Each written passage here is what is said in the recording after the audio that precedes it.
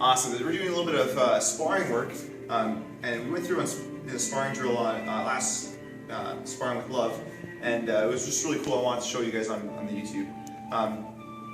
It was taking our White Monkey Steel speeches and applying the first like 15 moves into actual sparring. So obviously we can't take the actual application of the moves that we want into sparring. Sparring is a sport, and applications are meant for self-defense. When you do that, you have to take into consideration that you don't want to hurt or dismember your opponent in sparring. You want to be very nice. So it's called sparring with love. So we want to fight with love. And this is some of the moves I took out directly from the form. I'm just adjusting them for sparring.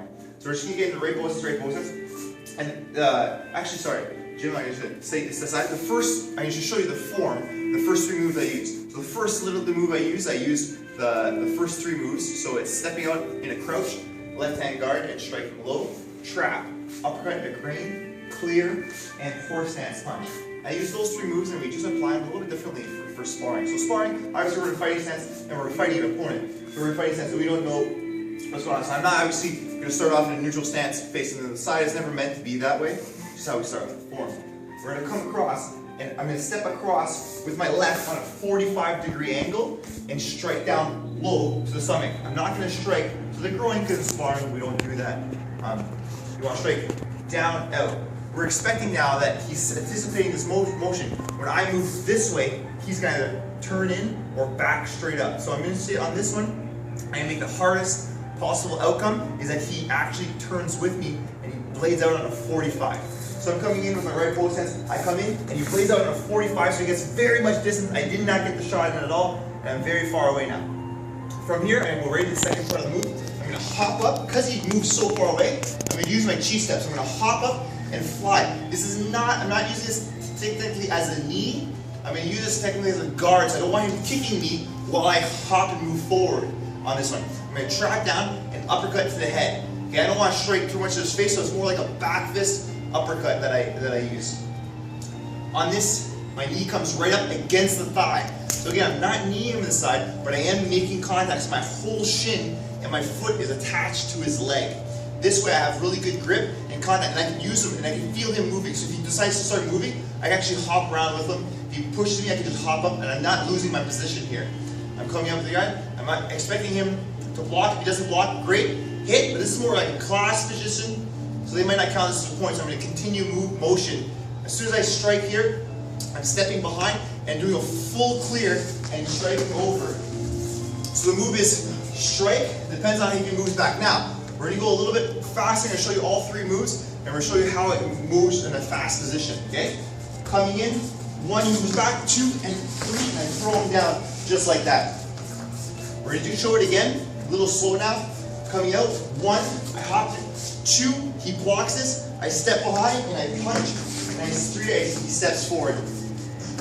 In application, he might be defending this.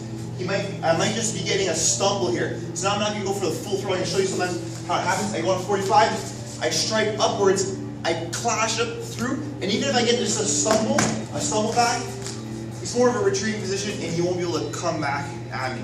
So it's a great 3-set moves done in the application.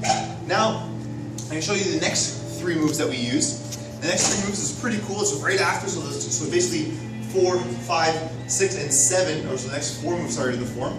And the 4 moves in the form, it goes from this horse stance punch, it's trap, uppercut, hook. And this is actually an arm break. We're not going to use an arm break, we're going to adjust it.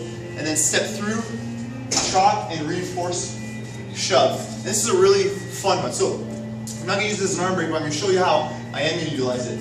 So I start off in right pose stance, I start off in left pose stance, I can start off in right pose stance. It doesn't matter which way I start off. Let's say I get caught in my left pose stance and I prefer to be in my right pose stance. I can fire off and bridge the gap. So I fire off, bridge the gap, and I lunge straight in with my uppercut. Okay? When I come here, now here's the arm break. Now usually the arm break is technically if I would have caught the block here with this arm. But we're not expecting that because I track this arm, so he's not going to be blocking with that arm very quickly. I'm going to go nice and slow or fast. I make the shot, make the connection, or he blocked it, doesn't matter. Now I'm going to use my elbow to connect with his elbow. So I use the bridge of my hand to direct me where his elbow is. I'm going to spin in my twisting horse stance, spinning him around, and then bopping him on the back of the head. Okay? And then once I bop him on the back of the head, I can then push them. See, if I miss those shots, I can always push. Push is a great way to come through. So even if I'm a right both hand and I want to bridge distance, I step through and I uppercut. I'm moving right in, very much in the control. I'm now going to spin, so I hook his arm here, hook his arm, spin, chop him on the back of the head. If he decides to run away, I really help him out and I push him with that reinforced back fist. So those are the next 3 moves. And I cut it back out in the rest of the form. The rest of the form is chop back fist, double kick, double kick. So double kick would go into that. If he's running away, I run and I double kick him. But after that double kick, it's another reinforced back fist, blast back, block punch, and going forward chop.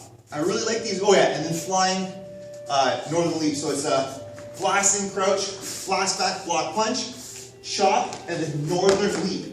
And I really like northern leap because it's very an attacking, aggressive motion. I love using it in sparring because it really throws the person off, especially when you control your leap at a certain level and you can really judge where it's going. So on this, in sparring, this happens a lot where you're punching and you get clashed up and you're not really scoring any points, but you're in this clash position. When you're in this clash position, it's a great way to blast back with a block punch. You might get that shot. If you don't, it's fine. You blast back, you're in control, you blast forward, you chop in, and then right here, it's perfect. You just jump in, northern leap, and you continue your strike. Now your northern leap, you could either clear the arm and do your double hook, or clear and do another chop. You could either pop the arms up and strike this way, so you're popping up and striking down.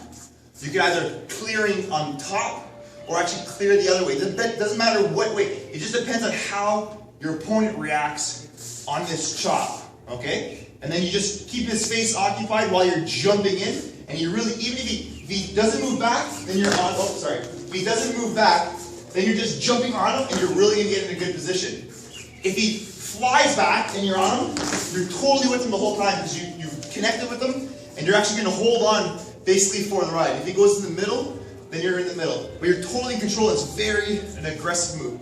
So those are the 3 sets of moves that we used in the last sparring. The last sparring with Love in 2014. And if you look at the Majesto videos that we posted, there was a few very successful techniques done in this style. I was very happy to see that. So there's a little recap of what we learned in sparring with Love.